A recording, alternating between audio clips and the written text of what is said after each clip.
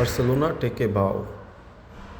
Copa del রের সেমিফাইনালের প্রথম লেগে 4-0 গোলে পিছিয়ে ছিল বার্সেলোনা। ফাইনালে যেতে তাদের দরকার ছিল 5 গোল।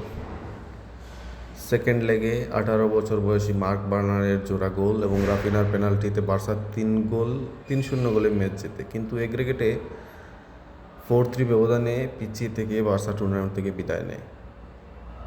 বার্সা ম্যাচ জিতলেও হৃদয় ভেঙেছে সমর্থকদের। এক গোলের জন্য থমকে গেল তাদের স্বপ্ন। সত্যি বলতে আমি রিয়াল মাদ্রিদ ফ্যান হলেও এরকম বার্সেলোনার ম্যাচ এরকম ম্যাচ কখনোই দেখা যায় না। কোনো এক সময় এরকম ম্যাচ হয়, খুবই হাড্ডাহাড্ডি লড়াই ছিল। অ্যাটলেটিকো মাদ্রিদ ডিফেন্স করছিল পুরো দমে, আর এদিকে বার্সেলোনা প্রথম মিনিট থেকে যে ইন্টেন্সিটি দেখিয়েছিল সেই ইন্টেন্সিটি সচরাচর দেখা যায় না। আমি সাধারণত স্প্যানিশ লিগে আমি রিয়াল মাদ্রিদ সাপোর্ট করি, কিন্তু আমি বার্সেলোনার সেই খেলা দেখে নিজেকে আর আটকাতে পারতেছি না।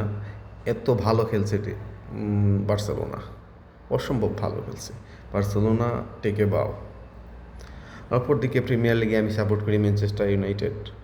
গতকাল ম্যানচেস্টার ইউনাইটেডের অনেক লম্বা একটা আনবিটেন স্ট্রেক ব্রেক হয়েছে, যা নিউক্যাসলের মাধ্যমে শুরু হয়েছিল আর নিউক্যাসলই তা শেষ করছে। অনেকটা ভালো রান ছিল, আর কিছু করার নাই। এখন দেখা যাক আগামীতে কী হয়। অবশ্য ম্যানচেস্টার ইউনাইটেড একটা ভালো পজিশনে গিয়ে পৌঁছেছে। এখন শুধু একটাই আশা যে তারা আগামী সিজনে চ্যাম্পিয়ন্স লিগ খেলবে, সেই অপেক্ষায় আছি। তো আপনারা জানাবেন আপনাদের কোন দল ফেভারিট না। আর আমি নতুন ভিডিও বানানোর চেষ্টা করতেছি, তাই হয়তো ভুল হতে পারে। সবাই ক্ষমাসুলভ দৃষ্টিতে দেখবেন।